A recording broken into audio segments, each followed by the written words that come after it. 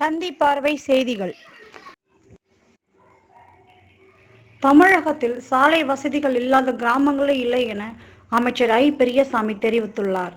திண்டுக்கல் மாவட்டம் கொடைக்கானல் ஊராட்சி ஒன்றியத்துக்குட்பட்ட வெள்ளைக்கவி ஊராட்சிக்கு உட்பட்ட சின்னூர் பெரியூர் செல்லும் சாலை விரைவாக அமைக்கப்படும் எனவும், மேலும் பாலம் அமைப்பதற்கு வனத்துறை அனுமதி வழங்கிய பிறகு உடனடி நடவடிக்கை எடுக்கப்படும் என திண்டுக்கல்லில் ஊரக வளர்ச்சித்துறை அமைச்சர் ஐ. பெரியசாமி பேட்டியளித்துள்ளார்.